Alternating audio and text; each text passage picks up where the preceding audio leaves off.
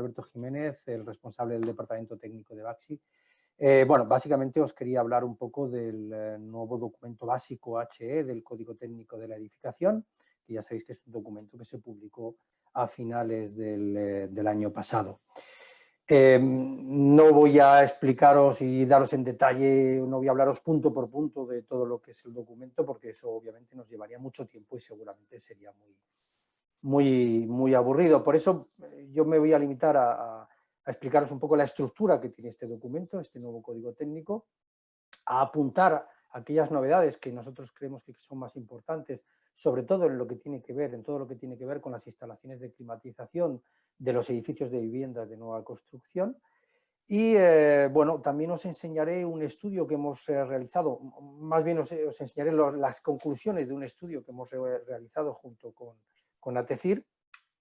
precisamente un poco para poner negro sobre blanco, para clarificar un poco cuál es o en qué se va a traducir la aplicación de este nuevo reglamento, porque una de las cosas que voy a empezar contándoos sobre este nuevo reglamento es que es un documento absolutamente prestacional, es decir, es un documento que no nos dice qué es lo que hay que hacer en cada momento, no nos dice qué es lo que tenemos que poner en las envolventes, en los aislamientos de la vivienda o en las instalaciones de climatización del edificio, sino que nos da unos objetivos finales, que ahora veremos cuáles son, es decir, nos da unos indicadores energéticos que tenemos que cumplir sí o sí, pero nos da, digamos, manga ancha, nos da margen para que podamos diseñar los edificios de diferentes maneras para conseguir esos objetivos, ¿de acuerdo? Precisamente porque el documento no es demasiado clarificador, nosotros decidimos hacer un estudio junto con ATECIR para intentar, bueno, pues traducir qué podía significar la aplicación de este código técnico en el mercado de las instalaciones de climatización, sobre todo de los edificios de nueva construcción, ¿de acuerdo? Antes de empezar a hablaros de la estructura del documento, la estructura del código técnico, lo primero es hablar del calendario de aplicación de esta norma. Ya sabéis que el reglamento se publicó en diciembre del año pasado. En principio, como todos los reglamentos técnicos, es de aplicación inmediata al día siguiente de su publicación. Lo que pasa que durante un periodo determinado, que en este caso han sido de 6 meses, su aplicación es voluntaria. Es decir, durante este periodo voluntario uno puede decidir utilizar el nuevo código técnico o bien utilizar el código técnico anterior de la versión del 2013. Lo que ya sabéis es que durante estos 6 meses, este documento se publicó en diciembre del 2019, los 6 meses de voluntariedad nos llevaban hasta junio del 2020, pero bueno, ya sabéis que durante este periodo pues hemos tenido varios estados de alarma, lo cual, es decir, estos estados excepcionales han paralizado todos los plazos administrativos, de manera que finalmente la fecha a partir de la cual ya sí que es obligatorio la aplicación de este nuevo documento es el 24 de septiembre del 2020. Es decir, todos los proyectos que soliciten licencia de obras o que hayan solicitado licencia de obras a partir del 24 de septiembre del 2020 tienen ya que cumplir con este nuevo documento, con este nuevo código técnico de la edificación, ¿de acuerdo? Todos los que hayan solicitado licencia de obras entre diciembre del 2019 y septiembre del 2020, entonces todos esos proyectos en principio han podido elegir entre utilizar el código técnico anterior o bien utilizar la nueva reglamentación. ¿Qué cosas deciros sobre este nuevo documento? Lo primero y más importante, ya lo he adelantado al principio, es que este es un documento absolutamente prestacional. Es decir, es muy importante que tengáis en cuenta esto. El documento, cuando hagáis una lectura del documento, no busquéis que os diga o que os explique exactamente qué es lo que tenéis que hacer en cada momento, sino que, repito, lo que vais a encontrar va a ser una serie de indicadores energéticos que hay que cumplir sí o sí, y bueno, pues el resto del diseño del edificio pues correrá un poco a cuenta del proyectista, del ingeniero, del arquitecto, y el documento realmente da bastante margen para que se diseñe de diferentes maneras. Es decir, podemos tener diferentes edificios diseñados de diferentes formas, pero que todos ellos cumplan con la nueva reglamentación, cumplan con estos objetivos, con estos indicadores energéticos que marca este nuevo código técnico. Respecto a la estructura, a la hora de hacer una lectura de la norma, deciros que la estructura se mantiene muy parecida a la del anterior documento básico HE del código técnico, es decir, tenemos 6 apartados, desde la HE0 hasta la HE5. En el apartado HE0 seguimos teniendo un indicador energético que nos limita el consumo de energía de la vivienda, que es el límite al consumo de energía primaria no renovable. Este es un limitador energético que se introdujo en el código técnico en la versión del año 2013, que no ha tenido demasiada relevancia hasta ahora, porque los valores que nos imponían eran bastante altos, es decir, que cualquier instalación podía cumplir, pero en esta nueva versión del código técnico estos valores, estos indicadores energéticos se han reducido casi hasta la mitad, ¿no? De media se han reducido un 40%, por lo tanto ahora ya sí que este indicador va a ser uno de los elementos, por no decir el elemento principal, que va a definir y que va a determinar qué tipos de instalaciones podemos hacer dentro de los edificios de nueva construcción. Además, a este indicador energético se ha añadido otro más, que es el consumo de energía primaria total. De manera que estos dos indicadores, el consumo de energía primaria no renovable y el consumo de energía primaria total, pues repito, se han convertido los indicadores energéticos en los indicadores principales con los que tenemos que demostrar el cumplimiento de esta nueva norma. Ahora hablaremos exactamente qué son estos indicadores, cómo hay que calcularlos, cómo hay que medirlos y hasta qué punto van a condicionar las instalaciones, repito, de climatización, de producción de agua caliente sanitaria, es decir, de todo lo que tiene que ver con el consumo de energía en los edificios de nueva construcción. Después tendríamos el apartado H1. El apartado H1, en el código técnico anterior, imponía una serie de limitaciones a las demandas en las instalaciones de calefacción y de refrigeración. En este nuevo código técnico esas limitaciones han desaparecido, ya no se limita ese consumo en kilovatios hora metro cuadrado y año de calefacción y de refrigeración, sino que ahora en este apartado sí que hay una serie de exigencias que tienen precisamente que ver con la demanda energética del edificio. Es decir, la H1 sigue siendo un apartado en el cual hay ciertos indicadores que nos controlan la demanda energética del edificio, pero esos límites a la demanda de calefacción y refrigeración que teníamos en el código técnico anterior han desaparecido. El apartado HE2 es el apartado que dice cómo tienen que ser las instalaciones térmicas y básicamente desde siempre, desde su aparición en el año 2007, el código técnico siempre ha dicho que las instalaciones térmicas se tienen que regir según el RITE, según el reglamento de instalaciones térmicas. Por lo tanto, el HE2 sigue siendo el reglamento de instalaciones térmicas. Aquí no ha habido absolutamente ningún cambio. Luego tendríamos el HE3, que es ese apartado donde nos dicen qué condiciones tienen que tener desde un punto de vista energético las instalaciones de iluminación, ¿de acuerdo? Pero ya sabéis que este apartado, están exentos de cumplir este apartado los edificios residenciales, es decir, los edificios de viviendas. Por lo tanto, este apartado solamente afecta a edificios terciarios, por eso no voy a hablar ni voy a mencionar mucho sobre este apartado, aunque sí que deciros que se parece mucho, o por no decir que es similar, a la HE3 del anterior código técnico. Luego tendríamos la HE4, que este sí que es un apartado que nos afecta mucho en las instalaciones de calefacción, refrigeración y producción de agua caliente sanitaria, porque es la parte que nos obliga a cubrir con energías renovables una parte de la producción de agua caliente sanitaria. Esto antes nos obligaban a hacerlo siempre con energía solar térmica, aunque nos dejaban sustituirlo a veces por otras opciones, pero ahora se ha abierto un poco más el abanico y ahora en principio se puede cubrir esta producción de agua caliente sanitaria con cualquier energía renovable. Luego hablaremos un poquito más sobre este tema. Y luego, por último, estaría el apartado HE5, en el cual nos decían que teníamos que cubrir una parte de la producción eléctrica del edificio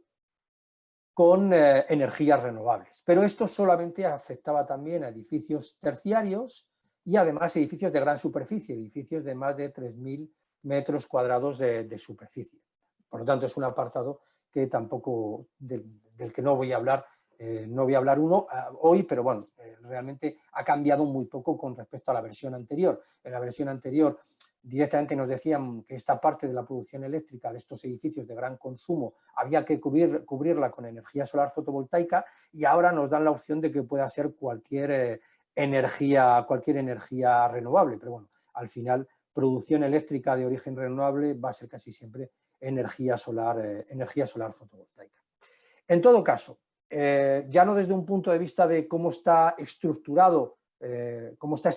la lectura de esta normativa, sino desde un punto de vista conceptual, cómo está estructurada, sí que es importante que tengáis en cuenta lo que os he repetido ya varias veces. Primero, que hay dos indicadores energéticos principales: el consumo de energía primaria no renovable, que ya lo teníamos en el anterior código técnico, y el consumo de energía primaria total. Estos dos indicadores, repito, que están en el apartado HE0, son sin duda la parte más importante de esta norma. El resto de apartados del código técnico, desde el H1 hasta el H5, en realidad son una serie de condiciones y exigencias adicionales que hay que cumplir sí o sí, que tienen que ver con los aislamientos del edificio, que tienen que ver con la radiación solar que entra por las ventanas, que tiene que ver con las instalaciones térmicas, con las instalaciones de iluminación, con el aporte de energías renovables. Todo esto hay que cumplirlo obligatoriamente sí o sí, pero algo muy importante que tenéis que tener en cuenta es que el cumplimiento de todos estos apartados del HE1 al HE5 no implica automáticamente el cumplimiento de la norma. Es decir, tendremos que cumplir con todos estos apartados y después habrá que verificar que cumplimos con el apartado principal, que es el HE0, donde están estos dos indicadores principales: el consumo de energía primaria no renovable y el consumo de energía primaria total. ¿De acuerdo? Esto sí que es un poco peculiar, es decir, aunque la lectura se haga, digamos, de arriba abajo, desde el H0 hasta la H5, en realidad, para poder verificar el cumplimiento de la norma hay que hacerlo justamente al contrario. Primero hay que justificar el cumplimiento de los apartados H1, H5, y después hay que verificar que cumplimos con el primero de ellos, que es el H0, donde, repito, y lo repetiré muchas veces, están los dos indicadores principales de consumo de energía primaria no renovable y consumo de energía primaria total. ¿De acuerdo? Estamos hablando todo el rato de limitaciones al consumo de energía, pero es muy importante definir de qué consumos de energía estamos hablando. Bueno, pues es importante que cuando leáis el documento, cuando leáis el código técnico, tenéis que entender que cuando se habla de consumos de energía, se habla de consumos de energía para los servicios de calefacción, para los servicios de refrigeración, de producción de agua caliente sanitaria, de ventilación, que ya sabéis que es obligatoria tanto por el RITE como por el propio código técnico. Si hay algún tipo de sistema de control de humedad relativa, también tendríamos que tener en cuenta el consumo energético de ese sistema de control de humedad relativa, e incluso en los edificios terciarios habría que tener en cuenta el consumo energético de las instalaciones de iluminación. ¿De acuerdo? Pero esto solamente, repito, en edificios terciarios. En edificios de viviendas, pues ya os lo he comentado,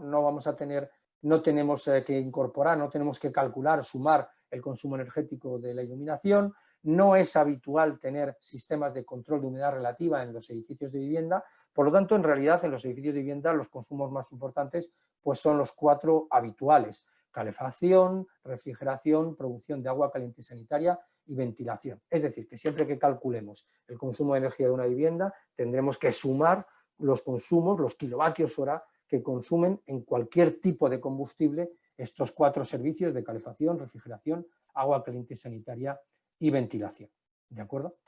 Bueno, para entender qué es esto de la energía primaria no renovable y la energía primaria total, hay que hacer un análisis, no digo profundo, pero sí que hay que hacer un análisis por lo menos global de todo lo que es el consumo de energía dentro de un edificio. Seguramente muchos de vosotros ya habéis estudiado qué es esto de la energía primaria no renovable o de la energía primaria total, pero yo creo que es interesante, dado que tiene la importancia que tiene dentro de este nuevo código técnico, es muy importante tener claro el concepto, asimilarlo muy bien, porque, repito, el cumplimiento de la exigencia principal del código técnico va a depender precisamente del cálculo de estos consumos de energía primaria dentro de nuestro edificio. Dejadme que os haga un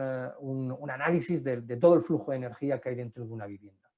Primero, lo que tenemos dentro de una vivienda son una serie de demandas. Demanda en el servicio de calefacción, en el servicio de refrigeración o en el de agua caliente sanitaria, es decir, unas calorías con las que hay que calentar el edificio, o el agua caliente sanitaria, y unas frigorías con las que hay que enfriar durante los meses de verano esa vivienda. Esas demandas de calefacción, refrigeración y agua caliente sanitaria se abastecen, obviamente se cubren con los sistemas que nosotros diseñamos y fabricamos y que vosotros proyectáis, instaláis dentro de los edificios.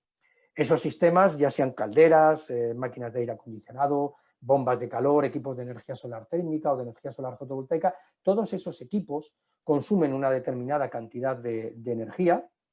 Obviamente son equipos que no son 100% eficientes, es decir, tienen sus pérdidas, sus ineficiencias, de manera que siempre tienden a consumir más energía de la que luego pueden proporcionar en estos sistemas de calefacción, refrigeración o de agua caliente sanitaria. Lo que consumen en estos equipos es lo que siempre habíamos denominado como energía final. Siempre que hacíamos un análisis energético de una instalación, siempre nos quedábamos en esta barrera, en la barrera de la energía final. Es decir, el combustible que paga el usuario. Al fin y al cabo, cuando hablábamos o siempre que hemos hablado de eficiencia, de rendimientos de equipos, siempre hablábamos del consumo o la reducción de la factura energética del usuario. Bueno, este es un punto muy importante. El objetivo de este nuevo código técnico no es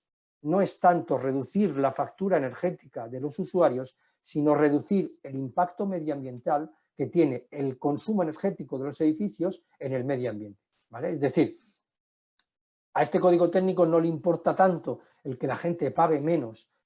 a la hora de utilizar sus instalaciones de climatización, como el hecho de qué impacto medioambiental van a tener esas instalaciones de climatización, es decir, el consumo energético de esas instalaciones de climatización. Sí que es verdad, y me diréis, hombre, una cosa está relacionada con la otra. Si somos capaces de ahorrar el consumo de energía, pues al fin y al cabo bajaremos sí o sí la factura energética. Sí, pero lo importante es tener claro que el objetivo principal de esta norma no es la factura energética, sino que el objetivo final o el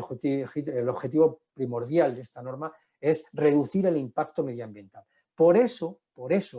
damos un paso atrás, no nos quedamos en esta frontera de la energía final, sino que vamos al origen de la energía, es decir, cómo se extrae esa energía de la naturaleza. Y ese es el concepto precisamente de la energía primaria, es decir, cuánto nos ha costado realmente extraer toda esa energía de la naturaleza, que además cuando la extraigamos de la naturaleza la podemos extraer de manera no renovable, es decir, estamos extrayendo una energía que no se va a reponer rápidamente en la naturaleza y por lo tanto digamos que afecta negativamente al medio ambiente, o podemos extraer una energía de la naturaleza, pero podemos hacerlo de manera renovable, es decir, energías que se renuevan o que se reponen automáticamente y por lo tanto no afectan negativamente al medio ambiente. Para que os hagáis una idea, os pongo un ejemplo, que yo creo que con un ejemplo todas estas cosas se entienden mejor. Imaginaros que una caldera consume 1 kilovatio hora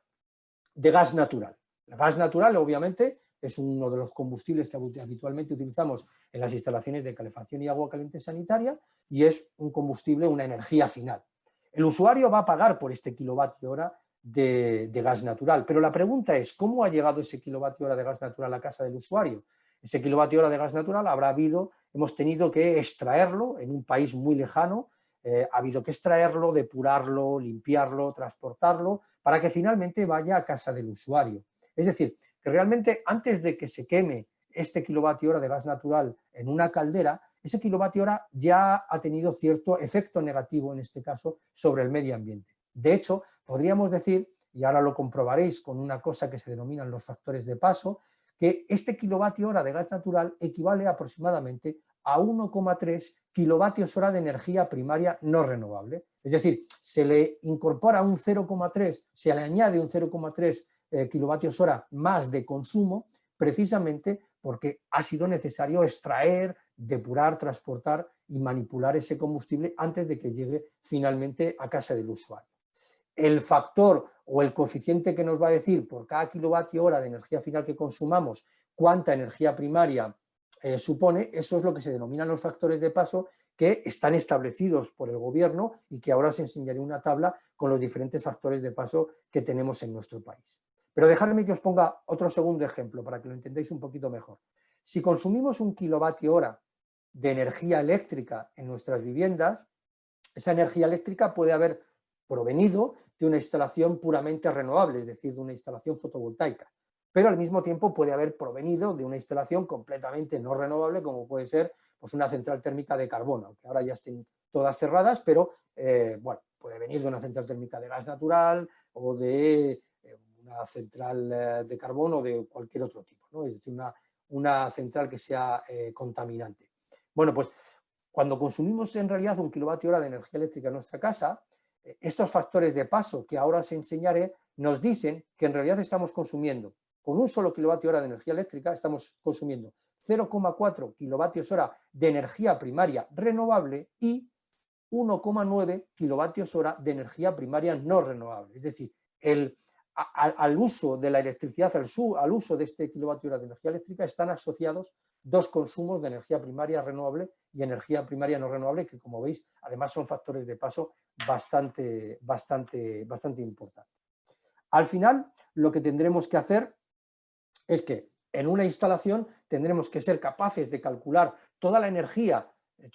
final que consuma nuestro sistema, multiplicarla por esos factores de paso y establecer cuál es el consumo en forma de energía primaria no renovable y energía primaria renovable que tiene nuestra vivienda. ¿Por qué? Porque este código técnico básicamente lo que nos dice es, oye, mira, a mí me da lo mismo cómo sea tu demanda de la instalación, me da lo mismo cómo sean los equipos que estés instalando, lo que me tienes que asegurar es que el consumo de energía primaria total, es decir, la suma de la energía primaria no renovable y la energía primaria renovable del edificio, están por debajo del límite que te estoy imponiendo, es decir, por debajo de esta caja, y además de todo ese consumo de energía primaria total, asegúrate que tus instalaciones consumen tan solo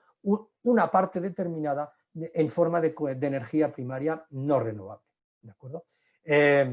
A todo el mundo enseguida se dará cuenta que si queremos reducir el tamaño de este consumo de energía primaria total, es decir, el tamaño de esta caja grande, lo que tendremos que hacer sobre todo será actuar sobre los elementos, sobre la envolvente del edificio, es decir, de alguna manera reducir la demanda en las instalaciones de calefacción, refrigeración o producción de agua caliente sanitaria, y de esa manera estaremos reduciendo el tamaño de la caja. Pero cuidado, para determinar qué parte de toda esta energía primaria que consumamos, qué parte va a ser no renovable y qué parte va a ser renovable, eso dependerá sobre todo de los tipos de instalaciones que estemos poniendo, es decir, de los diferentes equipos o maquinaria que pongamos para la calefacción y la refrigeración, y además también dependerá mucho de qué tipo de energía de qué tipo de energía final están consumiendo. ¿De acuerdo? Fijaros, esta tabla que os presento aquí es la tabla que nos determina los coeficientes de paso en nuestro país. Veis cómo aparecen la mayor parte de los combustibles, todos los combustibles que habitualmente utilizamos en los edificios para calefacción, refrigeración y agua caliente sanitaria. Y luego vemos tres columnas. Una primera columna que nos indica cuál es la relación entre el kilovatio hora de ese combustible y la energía primaria renovable. La segunda columna es la relación con la energía primaria no renovable y la tercera columna es la suma de las dos anteriores, es decir, el consumo de energía primaria total. ¿Vale? Si nos fijamos, por ejemplo, en primer lugar, en los combustibles fósiles, gasóleo, GLP, propano, butano, gas natural, carbón, pues podemos apreciar cómo la relación que tienen entre energía final y energía primaria renovable es mínima, muy pequeña. Yo, de hecho, ni siquiera llego a entender conceptualmente por qué le han puesto esta pequeña porción de energía primaria renovable pues, a combustibles como el gasóleo, el GLP, el gas natural o el carbón. No lo termino de entender conceptualmente, pero sí es verdad que es una cantidad tan pequeña que realmente apenas va a afectar en el cálculo, en el cómputo total de energía primaria del edificio. Estos combustibles, como es obvio, lo que tienen sobre todo es un factor que relaciona la energía primaria no renovable con la energía final superior a 1. Es decir, por cada kilovatio hora de gasóleo que estoy consumiendo, pues estoy en realidad consumiendo un 1,179 kilovatios hora de energía primaria no renovable. La tercera de las columnas, pues obviamente ya lo sabéis, es la suma de las dos anteriores, que es la energía primaria total. En el caso de la biomasa, como la biomasa tiene esa consideración de energía renovable, es justamente al contrario. El factor que es superior a la unidad es la primera columna, la de energía primaria renovable, es decir, por cada kilovatio hora de energía en forma de biomasa que estamos consumiendo un poquito más de 1 kilovatio hora de energía primaria renovable, y después hay un pequeño factor de energía primaria no renovable que en este caso sí que tiene una razón de ser, o yo por lo menos sí que encuentro un razonamiento lógico, y es que, bueno, pues todas estas combustibles sólidos, biomasa, al fin y al cabo requieren de cierta manipulación, de cierto transporte, hay que cortar la leña, y en el caso de la biomasa densificada hay que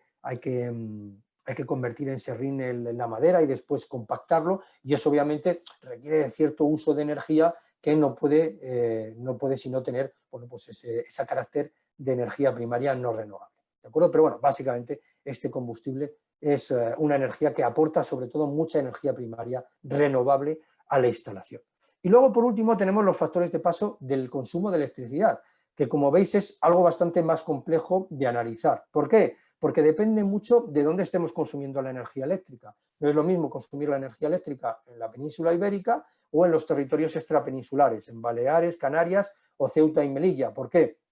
Porque el mix de producción eléctrica obviamente no es el mismo. ¿Cuál es el coeficiente de paso que tenemos que utilizar? Pues obviamente hay que utilizar el de la zona donde estemos. Si estamos haciendo un edificio en la península, pues tendremos que utilizar estos factores de paso.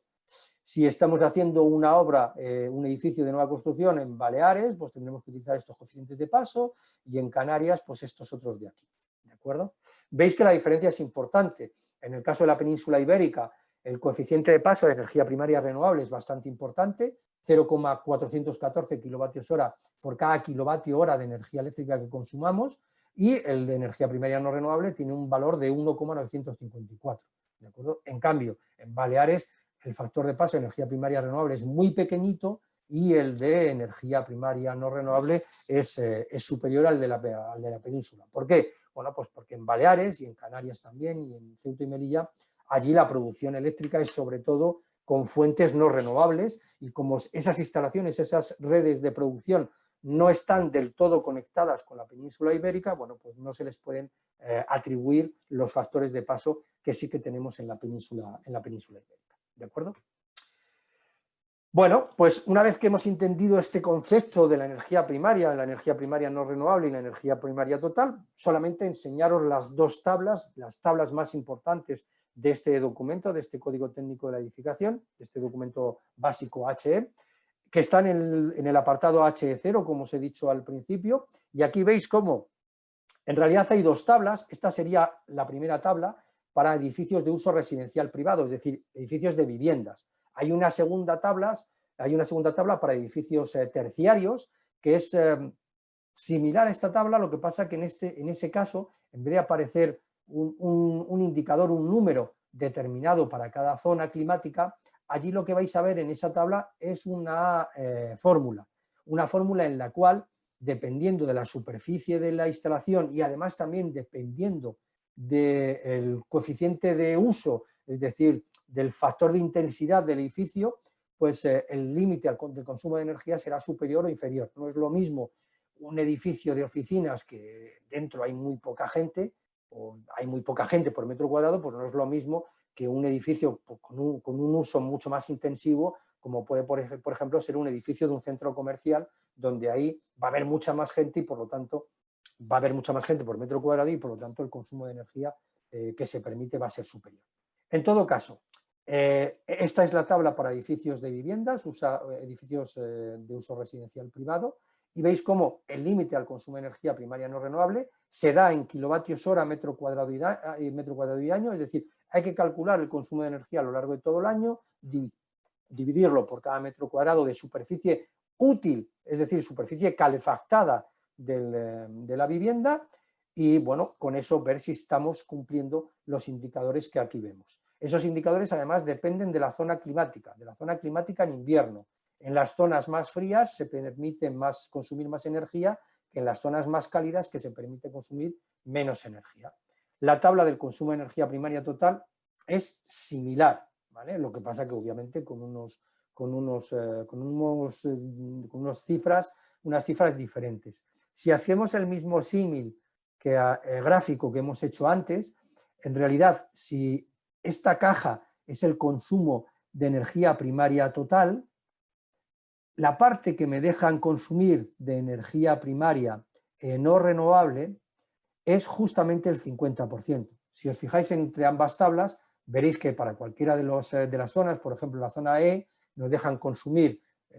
86 kilovatios hora metro cuadrado de año de energía primaria total, y en cambio nos dejan consumir tan solo 43, es decir, la mitad de energía primaria no renovable, ¿de acuerdo? Bueno, lo que tendremos que hacer, fijaros, es básicamente diseñar nuestro edificio, que ahora veremos qué condiciones tiene que tener, condiciones mínimas, diseñar nuestro edificio y después tendremos que hacer un cálculo de cuánta energía van a consumir las diferentes instalaciones que hemos puesto dentro de ese edificio. Claro, para poder hacer esta cuenta tenemos que hacer una simulación, es decir, habrá que simular el comportamiento térmico del edificio.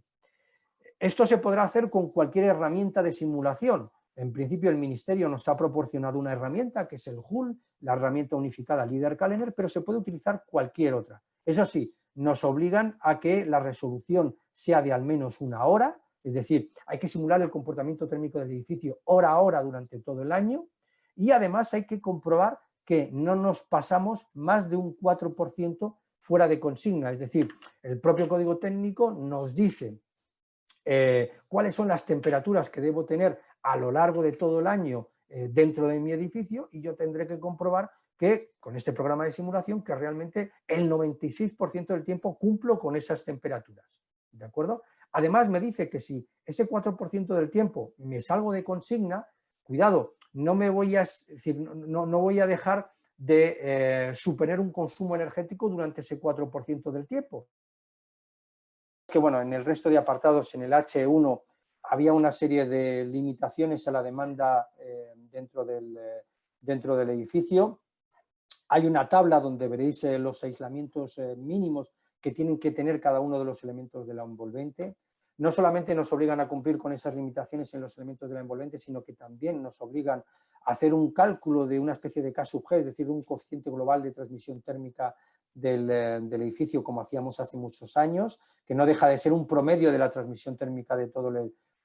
el edificio.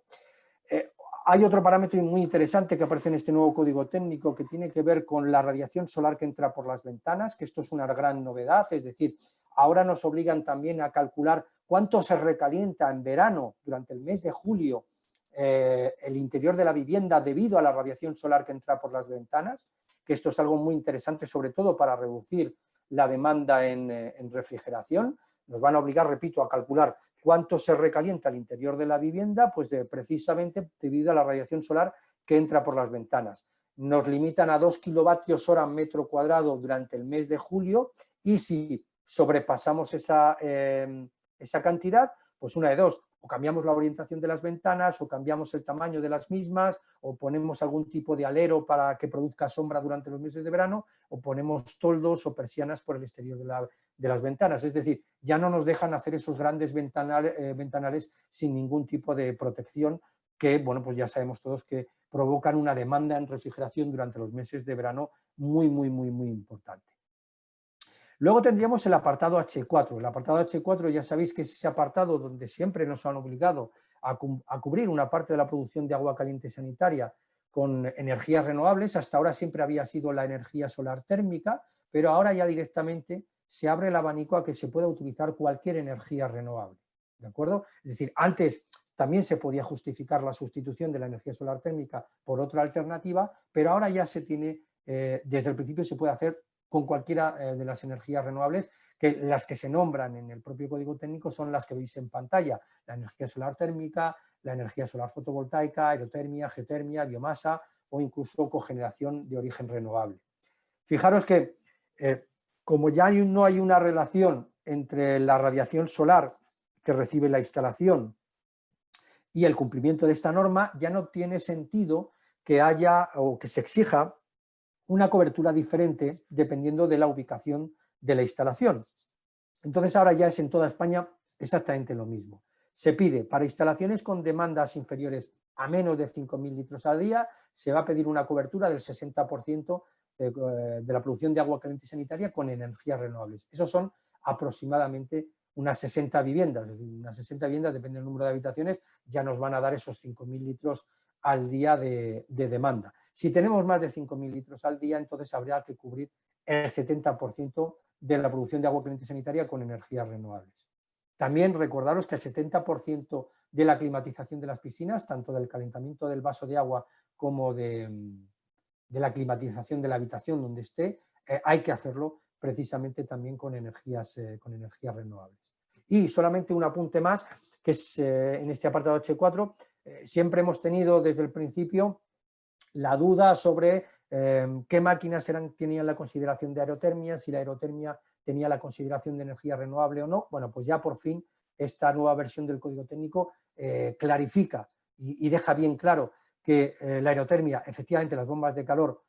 pueden ser energía renovable, pero cuidado, no cualquier bomba de calor. Para que una bomba de calor tenga la consideración de energía renovable, tiene que tener un COP estacional superior a 2,5. ¿De acuerdo? Es decir, hay que demostrar que nuestra bomba de calor tiene un COP estacional para la producción de agua caliente sanitaria, y eso sí, preparando agua caliente sanitaria a más de 45 grados. ¿Vale? Muy importante también, que ya lo dice el propio código técnico, que si tenemos una bomba de calor de ACS que proporcione el 100% de la producción de agua caliente sanitaria, la pregunta es,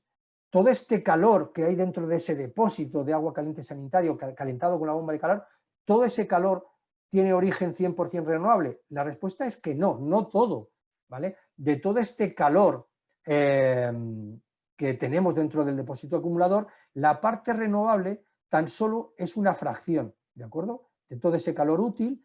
hay una parte que es renovable y esa parte se calcula con esta fórmula que os estoy poniendo en pantalla, es decir, 1 menos 1 partido del SCOP, ¿vale? Podéis echar la cuenta si queréis, pero para obtener un 60% de origen renovable, esta formulita de aquí nos dice que el SCOP de la bomba de calor tiene que ser superior a 2,5, es decir, si es renovable ya automáticamente implica que está cubriendo el 60% de energía renovable en todo el calor que produzca, y si queremos cubrir el 70%, entonces tendremos que tener un SCOP superior a 3,33. Repito que esto sale directamente de esta formulita que el propio código técnico nos está indicando, ¿vale? Ya para terminar con la parte, digamos, más de la estructura normativa del nuevo documento básico HE del código técnico, un poco repasar cómo hay que justificar el cumplimiento de este nuevo documento básico HE del código técnico. Lo primero que tenemos que hacer es definir el edificio, es decir,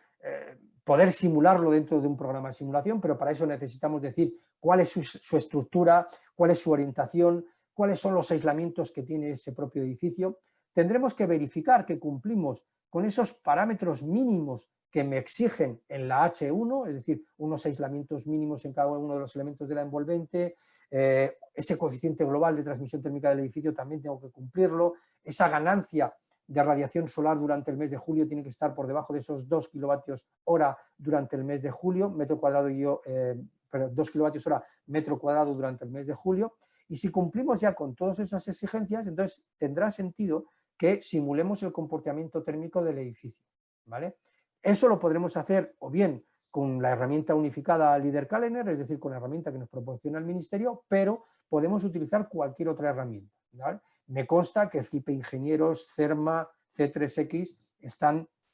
ya desarrollando, si no han desarrollado ya, sus herramientas de certificación para poder ahora justificar este nuevo documento HE del código técnico. Además, en esa simulación yo tendré que poner al edificio unas instalaciones que cumplan con el RITE, tendré que utilizar los factores de paso que antes os he enseñado para hacer ese paso de energía final a energía primaria, tendré que justificar que cumplo el apartado H4 con esa parte de la producción de agua caliente sanitaria con energías renovables, y además también tendré que justificar que no estoy más del 4% fuera de consigna, es decir, que la mayor parte del tiempo, el 96% del tiempo, el edificio está a las temperaturas que marca el propio código técnico. Si cumplo con todo esto, entonces el propio programa me calculará el consumo de energía primaria total y el consumo de energía primaria no renovable, y si estoy por debajo de los indicadores, que son los que aparecen en el apartado HE0, entonces ya sí estaré cumpliendo y estaré justificando el cumplimiento de este código técnico. ¿De acuerdo? Bueno, como habéis podido apreciar en todo esto que os he contado rápidamente y un poco confuso por culpa de la desconexión que hemos tenido, deciros que cuando leáis el código técnico, que os animo a hacerlo, vais a comprobar que realmente no os dice qué tipos de instalaciones. Es decir, si sois calefactores o sois proyectistas, veréis cómo no os dice si podéis instalar en las instalaciones de calefacción calderas de gas, máquinas de aire acondicionado, bombas de calor. Es decir, no dice exactamente cómo hacerlo. En realidad da unas premisas, unas exigencias mínimas que hay que cumplir y luego, bueno, pues si cumples con estos indicadores energéticos que te estoy marcando, te doy por buena la instalación o no. ¿De acuerdo? Por eso, cuando empezamos a leer los primeros borradores de esta norma, decidimos hacer junto con ATECIR un estudio que llamamos en aquel momento edificio de consumo casi nulo, porque, bueno, pues queríamos poner negro sobre blanco qué es lo que quería decir esta norma. Entonces, lo que hicimos básicamente fue simular el comportamiento térmico de dos viviendas, una vivienda unifamiliar de 150 metros cuadrados y en un edificio de 16 viviendas de 90 metros cuadrados cada uno, y básicamente lo que hicimos fue simular el comportamiento térmico de estos edificios en multitud de sitios en toda España y además con diferentes condiciones. Pusimos edificios, primero pusimos los edificios con el aislamiento mínimo que cumplía con la norma, luego probamos a poner unos aislamientos superiores para ver cómo afectaba en las diferentes zonas de España el poner más o menos aislamiento, y luego repetimos ambas simulaciones con recuperador de calor, porque nos dimos enseguida cuenta que las pérdidas de calor que teníamos durante el invierno debido al sistema de ventilación tenían un porcentaje o tenían una influencia muy importante en el consumo de energía del edificio. Y por eso vimos claro desde el principio que en muchas zonas de España el recuperador de calor de los sistemas de ventilación iba a jugar un papel muy importante. ¿De acuerdo? Estos son los dos edificios que probamos y bueno, básicamente lo que hicimos fue un análisis en cada una de estas tipologías, con cada una de estas tipologías de edificios, es decir, con el aislamiento mínimo, como os he dicho antes, pero voy a quitar esto de en medio, si me he puesto aquí, con el aislamiento mínimo, como os he dicho antes, o bien con el aislamiento máximo, o las dos opciones, pero con recuperador de calor. Pues básicamente lo que hicimos fue para cada una de esas opciones calcular el consumo de energía primaria total y el consumo de energía primaria no renovable, y además pusimos diferentes tipos de instalaciones. La barra azul, pues como podéis ver, sería para una instalación con caldera de gas, energía solar térmica para el agua caliente sanitaria y aire acondicionado para la refrigeración. La barra roja sería una máquina de aerotermia para los dos servicios y bueno, la barra verde sería la misma instalación con aerotermia junto con energía solar térmica, y la barra morada lo mismo, la máquina de aerotermia, pero con energía solar fotovoltaica. Es decir, fuimos probando todas las opciones, estas 4 opciones posibles en cada uno de los 4 tipos diferentes de edificios, y fuimos comprobando pues cuáles cumplían y cuáles no. En el momento que hubiese alguna de las opciones que superaba, o bien por energía primaria no renovable o por energía primaria total, superaba el límite establecido para esa zona, entonces obviamente esa opción no era válida y no podíamos contar con ella. Al final lo que hicimos, voy a explicar dato por decir, caso por caso, cuál es el resultado que obtuvimos. Al final lo que hicimos fue un pequeño mapa donde intentamos averiguar cuál iba a ser o cómo se iba a comportar el mercado de la climatización conforme a esta nueva normativa, conforme a este nuevo código técnico, ¿vale? Entonces, básicamente, voy muy rápido y ya lo explico, esta es la última parte que explico. Habría una primera zona que sería la zona norte, que es una zona caracterizada por inviernos duros y veranos muy suaves, es decir, casi sin demanda de calefacción. En estos sitios vimos que podía seguir existiendo las instalaciones tradicionales con calderas de gas, energía solar térmica, y eso sí, con sistemas de recuperación de calor en la ventilación, porque aquí vimos que en los sitios fríos en invierno iba a ser muy importante la recuperación de calor, pero cuidado que había más opciones, es decir, este código técnico nos dejaba directamente sustituir la energía solar térmica por una bomba de calor de ACS siempre y cuando tuviese el coste estacional lo suficientemente alto, ¿vale? Y además vimos también que en esta zona, si instalábamos todo con una máquina de aerotermia para calefacción, agua caliente sanitaria, incluso para dar refrigeración, aunque en esta zona no fuese estrictamente necesario, pues veíamos que las condiciones mejoraban tanto que incluso nos podíamos ahorrar el poner el sistema de recuperación de calor de la ventilación de la instalación. Luego tendríamos una segunda zona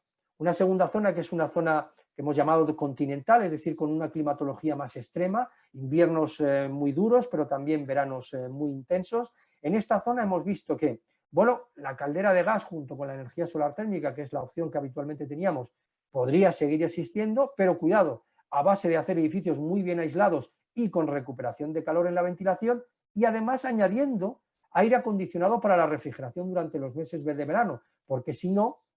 estaríamos tan penalizados en el consumo energético durante los meses de verano que no cumpliríamos con los indicadores principales, es decir, que tendríamos que añadir instalaciones de aire acondicionado sí o sí. Otra opción sería instalar un equipo de aerotermia, es decir, un equipo para calefacción, para refrigeración, para agua caliente sanitaria, si tiene el cope estacional lo suficientemente alto, para cubrir también esa parte renovable de la producción de agua caliente sanitaria. En este caso, el recuperador de calor en la ventilación, en esta zona, que son zonas muy frías en invierno, realmente el recuperador de calor va a ser imprescindible, yo diría, en casi todas las instalaciones. Luego tendríamos la zona mediterránea, ¿no? Que es seguramente una de las zonas que más os afectan a vosotros. En esta zona lo que vimos es que, primero, la caldera de gas era muy difícil de encajar, por no decir casi imposible. No digo que no se pueda hacer, pero hay que hacerlo, consiguiendo edificios con una demanda increíblemente